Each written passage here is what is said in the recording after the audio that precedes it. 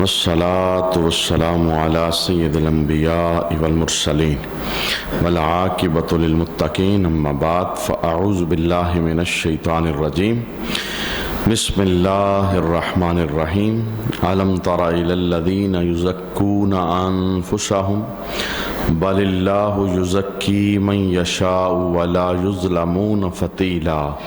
صدق الله مولانا العظيم إن الله وملائكته يصلون على النبي يا أيها الذين آمنوا صلوا عليه وسلموا تسليما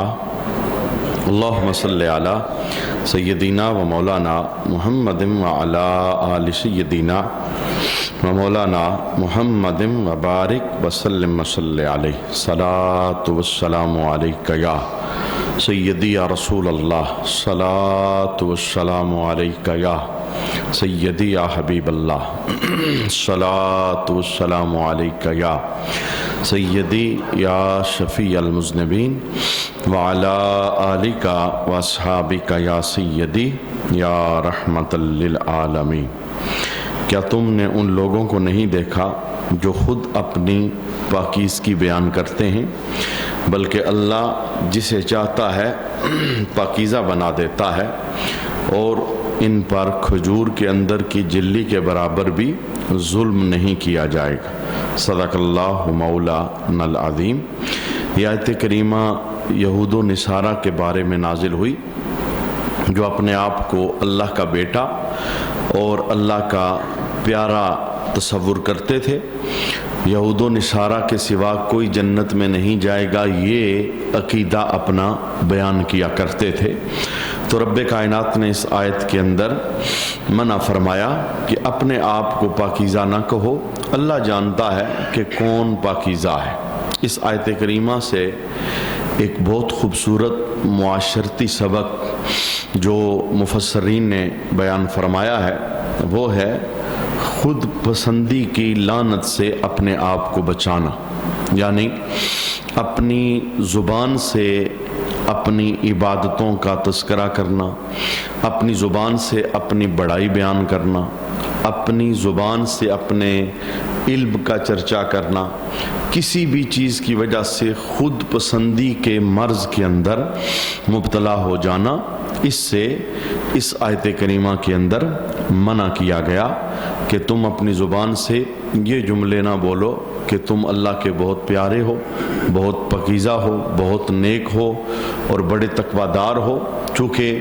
خود تمہاری زبان سے یہ جملے تمہارے لیے ہلاکت کا سبب بنیں گے اور بربادی کا سبب بنیں گے۔ خود پسندی ایک ناسور ہے جو بندے کو اللہ کے دربار سے دور کر دیتی ہے اور اللہ کے دربار میں بندہ ناراضگی کا سبب بنا دیتا ہے خود پسندی کے مرض کی وجہ سے۔ آئیے اس کی مذمت میں ہم کچھ احادیث مبارکہ سماعت کرتے ہیں۔ اللہ کریم ہمیں عاجزی کی دولت نصیب فرمائے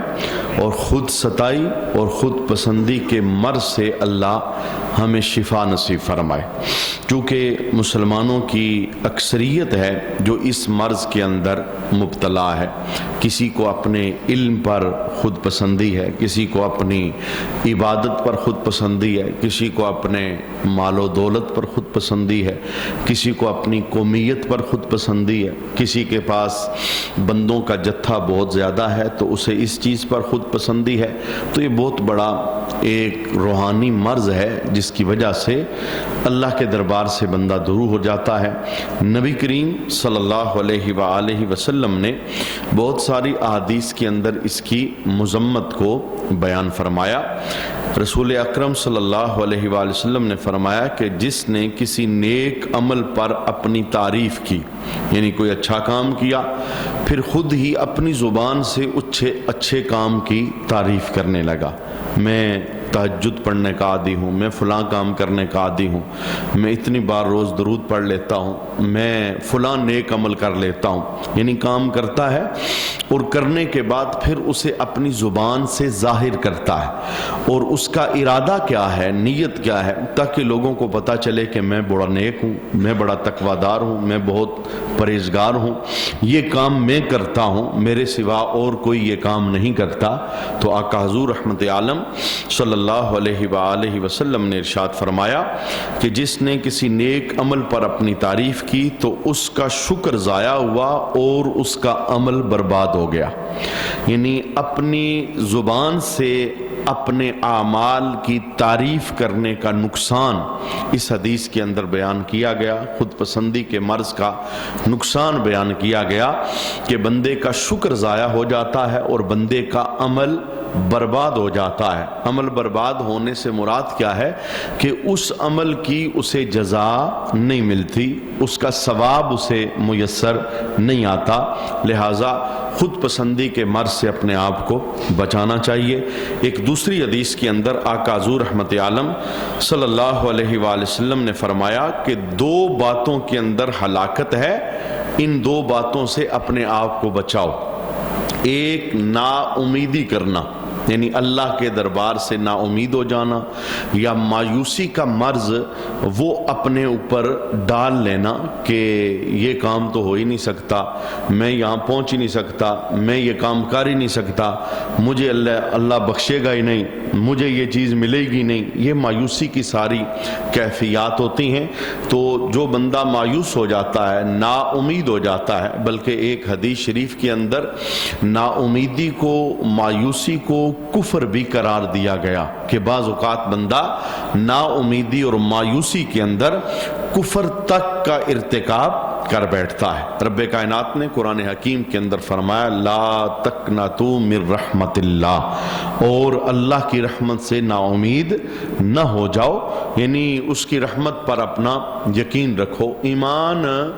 خوف اور امید کے درمیان ہے، یعنی اتنا خوف کرنا اور خوف کی وجہ سے گناہوں سے اپنے آپ کو بچانا کہ کہیں میں پکڑا نہ جاؤں، کہیں میں دوزخ میں نہ چلا جاؤں، کہیں میرا اللہ مجھ سے ناراض نہ ہو جائے،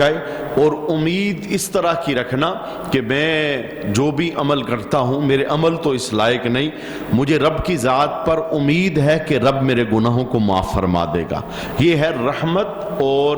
خوف، اس کے درمیان امید اور خوف کے درمیان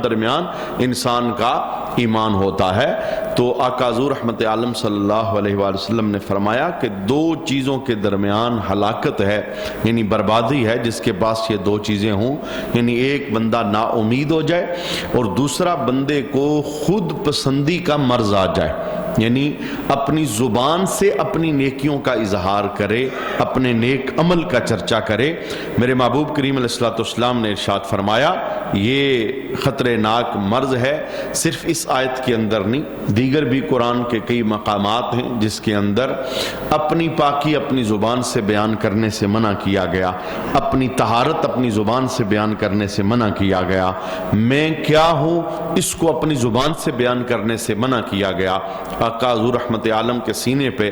رب نے اس آیت کو بھی نازل فرمایا فَلَا تَذُكُّوا أَنفُسَكُمْ، اللہ ارشاد فرماتا ہے تو آپ اپنی جانوں کو ستھرا نہ بتاؤ، یعنی خود نہ بولو کہ میں ستھرا ہوں، میں پاکیزہ ہوں، میں بہت نیک ہوں، میں بہت تقوی دار ہوں۔ ہماری شریعت اس بات کو پسند نہیں کرتی، شریعت عاجزی کو پسند کرتی ہے، تقوی داری کو پسند کرتی ہے، اور معاملہ خالص اللہ کے مابین اور بندے کے مابین ہو، شریعت ہماری اس بات کو پسند کرتی ہے۔ ایک اور حدیث ہے، حضرت عبداللہ بن عمر رضی اللہ تعالیٰ عنہ اس حدیث کو روایت کرتے ہیں، نبی کریم صلی اللہ علیہ وآلہ وسلم نے فرمایا کہ تین چیزیں بندے کو ہلاک کر دیتی ہیں، ان تین میں سے ایک چیز حضور نے ارشاد فرمائی کہ وہ لالچ جس کی اطاعت کی جائے، یعنی وہ کسی قسم کا لالچ ہے، مال کا لالچ ہے، دنیاوی کسی عہدے کا لالچ ہے، کوئی اور مرتبے کی حرص ہے،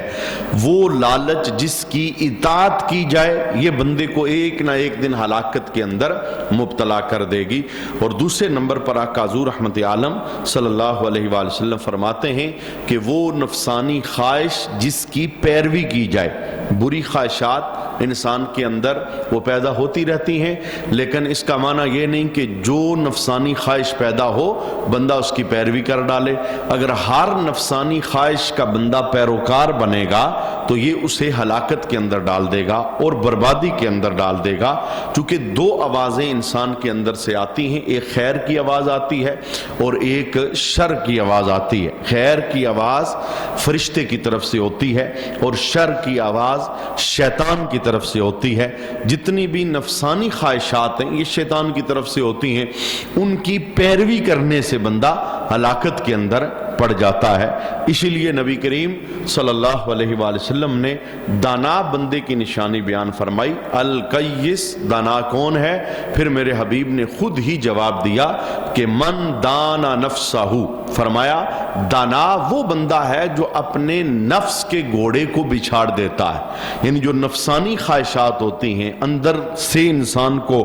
غلط چیز کا مشورہ جو ملتا ہے، جو بندہ اس کو لتاڑ دیتا ہے، اس پر گرفت کر لیتا ہے، اسے پاؤں کے نیچے دبا دیتا ہے اور حق کے راستے پر گامزن ہو جاتا ہے، فرمایا یہ بندہ بڑا لائق ہے اور یہ بندہ بڑا دانا ہے. ہر اندر کی خواہش کا غلام اگر بندہ بن جائے گا تو وہ ہلاکت کے اندر اور بربادی کے اندر مبتلا ہو جائے گا. نبی کریم صلی اللہ علیہ وآلہ وسلم نے تیسری چیز بیان فرمائی جو بندے کو ہلاک کر دیتی ہے اور برباد کر دیتی ہے. محبوب فرماتے ہیں کہ بندے کا اپنے عمل کو پسند کرنا اور اپنی زبان سے اس کی تعریف کرنا. کوئی بھی صالح عمل ہے، کوئی بھی نیک عمل ہے، بندہ وہ کرتا ہے، اگر اس کی تعریف وہ اپنی زبان سے کرتا ہے اور اسے پسند کرتا ہے، خود پسندی کا مرض اس کے دل کے اندر موجود ہے، فرمایا یہ اس کے لیے ہلاکت کا سبب ہے. کیوں؟ اس سے اس کا عمل برباد ہو جائے گا، اس سے اس کا شکر ضائع ہو جائے گا اور یہ اللہ کی ناراضگی کا سبب اس بندے کو بنا دے گا. ایک اور حدیث ہے، آقا حضور رحمت عالم صلی اللہ علیہ وسلم نے ایک صحابی سے فرمایا کہ اے سراقہ، کیا تمہیں جنتی اور جہنمی لوگ میں نہ بتاؤں؟ تو حضرت سراقہ کہتے ہیں کہ میں نے عرض کی یا رسول اللہ صلی اللہ علیہ وآلہ وسلم مجھے بتائیں کہ دوست کی لوگ کون ہیں اور جنتی لوگ کون ہیں. تو آقا حضور رحمت عالم صلی اللہ علیہ وآلہ وسلم نے فرمایا کہ ہر سختی کرنے والا اور اکڑ کر چلنے والا اور اپنی بڑائی چاہنے والا یہ دوست کی ہے. ہر سختی کرنے والا، اکڑ کر چلنے والا اور اپنی بڑائی چاہنے والا، یہ بڑائی خود پسندی ہے. یعنی کسی بھی جہت کے ساتھ اس کا تعلق علم سے ہے، عبادت سے ہے، شہرت سے ہے، وہ دنیاوی سٹیٹس مرتبے کے ساتھ ہے یا دولت کے ساتھ ہے یا جائیداد کے ساتھ، کسی بھی جہت کے ساتھ جب بندہ اپنی بڑائی چاہتا ہے، خود پسندی چاہتا ہے، تو میرے محبوب کریم علیہ السلام نے دوستی لوگوں میں ان لوگوں کا شمار کیا کہ جو اترا کر چلتے ہیں، سختی جن کے وجود کے اندر موجود ہے اور وہ خود پسندی کے مرض کا شکار ہے. اور میرے محبوب کریم علیہ السلام نے جنتی لوگوں کی نشانیوں کو بیان کرتے ہوئے کہا کہ وہ لوگ جو کمزور ہیں اور مغلوب ہیں، اللہ کریم نے ان لوگوں کے لیے جنت کو بنایا ہوا ہے. مغلوب جو گرے ہوئے ہیں، پسے ہوئے ہیں، ظلم کا شکار ہو جاتے ہیں اور لوگوں سے مغلوب ہو جاتے ہیں اور ہار جاتے ہیں، اور کمزور لوگ ہوتے ہیں، راستے بدل دیتے ہیں اور کہتے ہیں کہ میں تجھ سے بدلہ نہیں لے سکتا. فرمایا جو کمزور لوگ ہوتے ہیں اللہ کریم نے انہیں جنتی بنایا ہے. اور جنتی لوگوں کی صفات کے اندر نبی کریم صلی اللہ علیہ وآلہ وسلم نے اسے شمار فرمایا. یہ دیکھیے کتنا باریک معاملہ ہے، خود پسندی کا مرض. اور صحابہ کرام نبی کریم صلی اللہ علیہ وآلہ وسلم کی تربیت کی وجہ سے کتنی چھوٹی چھوٹی باتوں کی احتیاط فرمایا کرتے تھے. ایک صحابی غزوہ احد کے موقع پر جن کا نام تھا حضرت طلحہ رضی اللہ تعالی عنہ، نبی کریم صلی اللہ علیہ وسلم کی حفاظت کرتے کرتے ان کی ایک انگلی زخمی ہو گئی. پھر جب احد کا میدان ختم ہو گیا، بعد میں لوگ اکٹھے ہوئے تو انہوں نے صحابہ کے مابین اپنی جان نثاری کا تذکرہ کیا کہ یوں آقا حضور کی حفاظت کے اندر میں نے اپنی انگلی کو زخمی کروا لیا، لیکن میں نے نبی کریم صلی اللہ علیہ وآلہ وسلم پر آنچ نہیں آنے دی. تو یہ صحابہ کے مابین یوں حضرت طلحہ اپنی اس جان نثاری کو بیان کرتے تھے کہ میں وہ ہوں کہ جس نے نبی کریم صلی اللہ علیہ وآلہ وسلم کی حفاظت کرتے ہوئے، جان نثاری کرتے ہوئے میں نے اپنی انگلی کو زخمی کروا دیا تھا. تو حضرت طلحہ جب یہ جملہ بیان کرتے تو حضرت عمر رضی اللہ تعالی عنہ نے اپنی فراست سے اس جملے کو جانتے ہوئے آپ نے کیا کہا؟ آپ نے فرمایا یعرف فی طلحہ باء منذ اصیبت اصبع مع رسول اللہ. کہنے لگے کہ جب سے طلحہ نے جنگ احد کے دوران نبی کریم کی حفاظت کرتے ہوئے اپنی انگلی کو زخمی کروایا ہے، مجھے طلحہ کے اس اقدام سے خود پسندی کی بو آ رہی کہ طلحہ یہ جملہ بار بار بولتا ہے کہ میں وہ ہوں جس نے نبی کریم صلی اللہ علیہ وسلم کی حفاظت کرتے کرتے اپنی انگلی کو زخمی کروا دیا تھا. بہت اونچے لوگ تھے یہ. اور پھر جب حضرت عمر رضی اللہ تعالی عنہ کا دور خلافت ختم ہوا اور آپ کے سامنے نام پیش کیے گئے کہ اگلا خلیفہ کون ہوگا، تو ان کے اندر طلحہ رضی اللہ تعالی عنہ کا نام بھی پیش کیا گیا. تو آپ نے یہ کہہ کر حضرت طلحہ رضی اللہ تعالی عنہ کا نام بیچ میں سے نکال دیا. آپ نے کہا کہ طلحہ ان لوگوں میں سے ہے جنہیں خود پسندی کا مرض ہوتا ہے. حالانکہ یہ آقا حضور رحمت عالم صلی اللہ علیہ وآلہ وسلم کی تربیت کے دھلے ہوئے لوگ ہیں، لیکن اتنی احتیاط کہ اتنے چھوٹے سے جملے پر حضرت عمر رضی اللہ تعالی عنہ کہتے ہیں کہ مجھے طلحہ کے اس بول سے خود پسندی کی بو آ رہی ہے. اور آپ نے خلافت کی لسٹ میں سے حضرت طلحہ رضی اللہ تعالی عنہ کا نام نکال دیا، کیونکہ طلحہ یہ کہتے ہیں کہ میں وہ بندہ ہوں کہ جس نے جان نثاری کرتے ہوئے نبی کریم صلی اللہ علیہ وآلہ وسلم پر اپنی انگلی کو زخمی کروا دیا تھا. تو جب صحابہ کا یہ مقام اور مرتبہ ہے تو بتائیں پھر ہم کس کیٹیگری کے اندر ہیں کہ ہم اپنی عبادات پر ناز کریں، ہم اپنی تقویداری پہ ناز کریں. اگر اللہ ہمیں توفیق دے دے تہجد کی تو ہم اس پر ناز کریں، یا کوئی اور ایکسٹرا عبادت ہماری زندگی میں آ جائے تو پھر ہمیں خود پسندی کا مرض لائق ہو جائے کہ میں تو یہ کام کرتا ہوں، فلاں یہ کام نہیں کر سکتا. یہ اصل کے اندر روحانی تربیت کی منازل ہیں جس کی وجہ سے انسان کا اندر ستھرا ہوتا ہے. جب انسان اس تگ و دو کے اندر ہوتا ہے کہ مجھ سے میرا رب راضی ہو جائے، تو پھر اسے اس بات کی پرواہ نہیں ہوتی کہ کسے پتا چلا ہے اور کسے پتا نہیں چلا. کسی کو پتا چلا ہے تو بھی ٹھیک ہے اور کسی کو پتا نہیں چلا تو بھی ٹھیک ہے، اس لیے کہ اس نے بندے کے ساتھ اپنا معاملہ رکھا ہی نہیں ہے. اچھا دیکھیے بزرگوں کی تربیت اس معاملے کے اندر کس طرح کی تھی. حضرت مطرف رضی اللہ تعالی عنہ آپ یہ جملہ فرماتے تھے کہ اگر میں رات سوتے ہوئے گزاروں اور صبح شرمندگی کے ساتھ کروں، رات میں عشاء پڑھ کے سو جاؤں اور صبح میں شرمندگی کے ساتھ اٹھوں اور فجر کی نماز جماعت کے ساتھ پڑھ لوں. حضرت مطرف ایک جملہ بولتے تھے، کہتے تھے کہ میرے نزدیک اس بات سے اچھا ہے کہ میں پوری رات نفلوں میں گزاروں اور خود پسندی کا شکار ہو جاؤں. یعنی آپ خود پسندی کی مذمت بیان کرتے تھے، کہتے تھے کہ میں رات عشاء کی نماز پڑھ کے سو جاؤں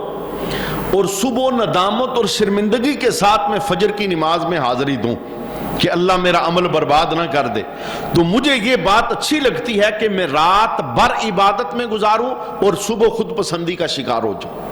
یعنی صبح میں اس بات کے اوپر برتری محسوس کروں اور خود نمائی میں چلا جاؤں، خود ستائی میں چلا جاؤں کہ میں وہ ہوں جس نے پوری رات عبادت میں گزاری ہے. یعنی آپ حضرت مطرف رضی اللہ تعالیٰ عنہ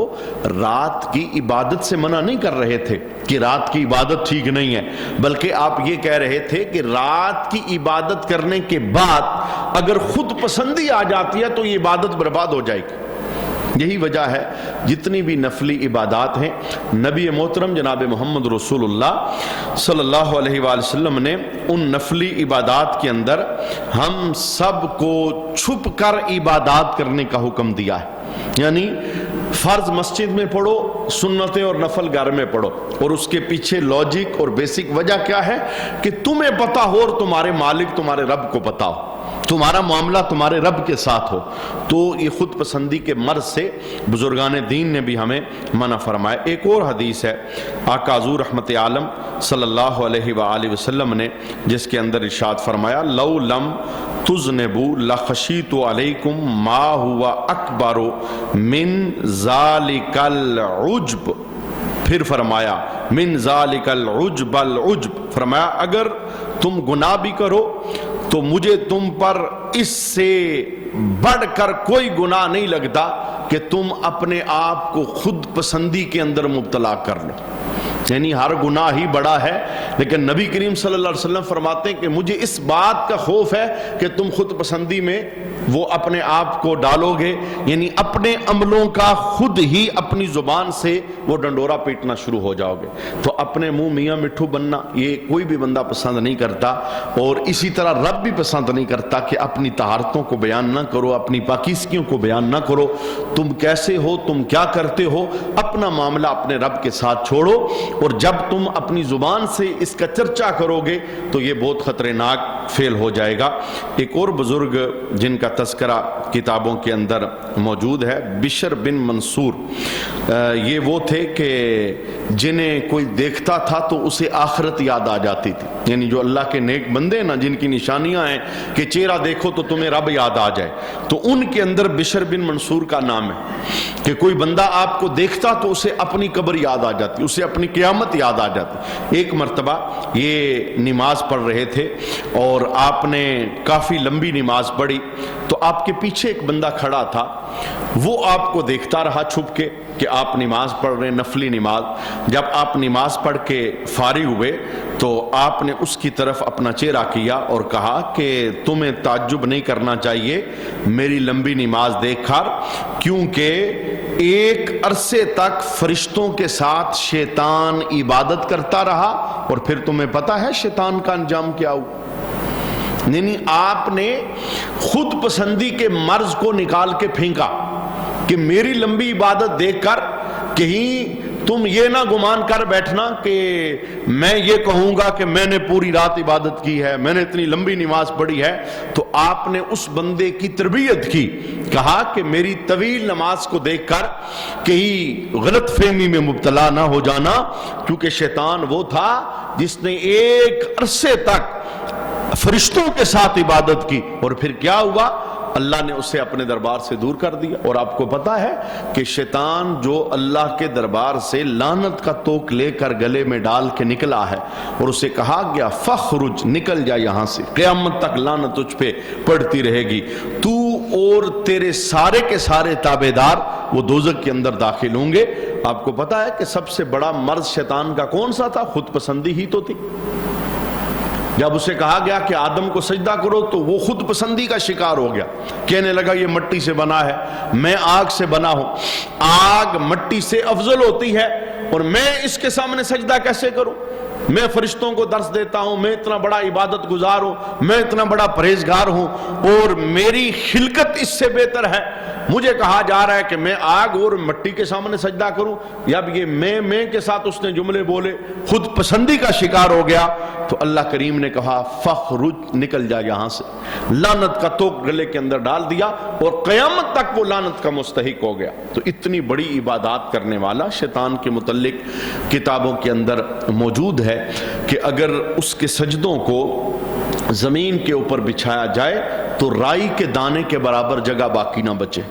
یعنی اتنے اس نے سجدے کیے تھے. اسے اپنے علم پر بڑا ناز تھا، اسے اپنی جو خلقت تھی آگ سے بنا ہوا، اس کے اوپر بڑا اسے گھمنڈ اور غرور اور تکبر تھا. تو رب کائنات نے مثال قائم کر دی کہ سب سے بڑا عبادت گزار جب خود پسندی کا شکار ہوا تو ہم نے اسے اپنے دربار سے باہر نکال دیا. یعنی اس کا معنی کیا ہے کہ خود پسندی ایک ایسا مرض ہے جو انسان کے عمل کو برباد کر دیتا ہے اور انسان کے شکر کو ضائع کر دیتا ہے. اور اللہ فرماتا ہے کہ اپنے آپ کو پاکیزہ بیان نہ کرو، میں جانتا ہوں کہ تم میں سے کون پاکیزہ ہے، کون طہارت والا ہے. ام المومنین اما عائشہ صدیقہ رضی اللہ تعالی عنہا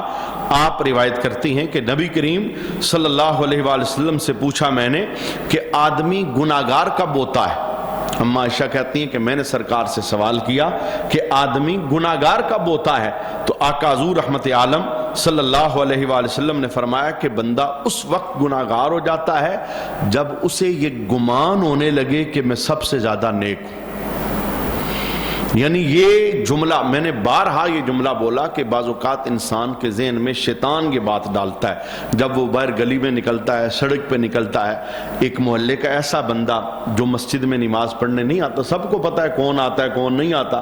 اسے دیکھ کر دل میں یہ خیال پیدا ہونا کہ میں تو بڑا نیک ہوں، تو یہ بڑا بدبخت بندہ ہے، یہ تو مسجد نماز پڑھنے نہیں آتا، یہ تو عبادت ہی نہیں کرتا، یہ تو اللہ کے دربار کے اندر جھکتا ہی نہیں ہے، میں پارسا اور نیک ہوں، میں 5 گانا نماز پڑھتا ہوں، تلاوت کرتا ہوں، فلاں فلاں نیکی۔ یہ جو میں کی تسبیح وہ ذہن کے اندر آتی ہے، اصل کے اندر اس کے پیچھے بھی شیطان ہوتا ہے۔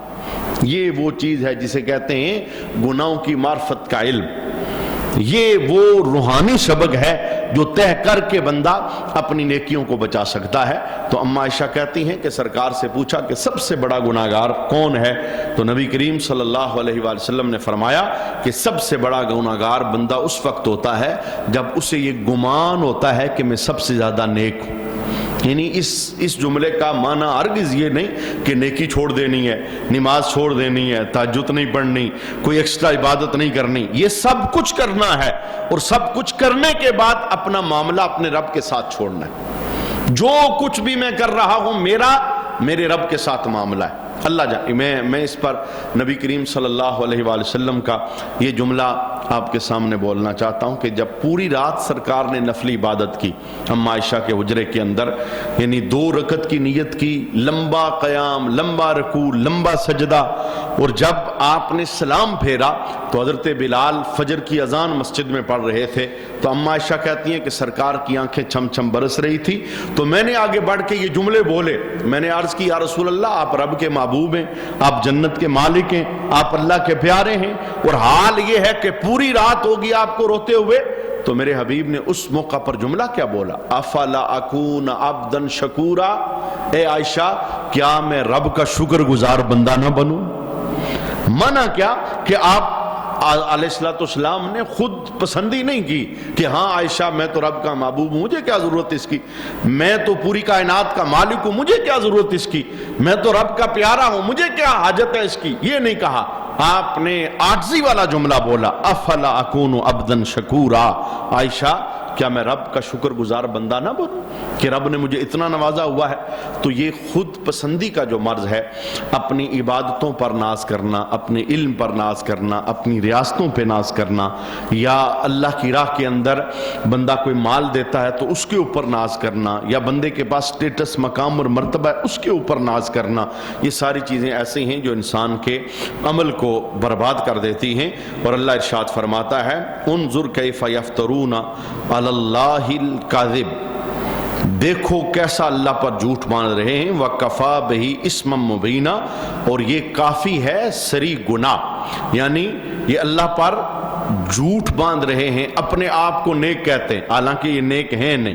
اپنے آپ کو مقبول بارگاہ الہی کہتے ہیں۔ یہودیوں کے متعلق کہا جا رہا ہے، یہودی کہتے تھے کہ ہم سب سے پیارے ہیں، ہم سب سے نیک ہیں، ہم اللہ کے بیٹے ہیں، ہم جنت میں جائیں گے، ہمارے سوا کوئی جنت میں نہیں جائے گا۔ تو رب نے کہا کہ سری یہ جھوٹ ہے، انہوں نے چونکہ رسول اللہ کا انکار کیا ہے، جنت تو ان کی بنتی نہیں ہے، ان کے لیے میں نے دوزخ کو تیار کر کے رکھا ہے۔ اللہ کے دربار میں ہم دعا کرتے ہیں اللہ ہمیں خود پسندی کے مرض سے نجات عطا فرمائے، اور عاجزی کی دولت اللہ ہم سب کو نصیب فرمائے، اور ہماری عبادتیں ہمارے پاس بچی رہیں، اللہ اس امر میں ہماری مدد فرمائے۔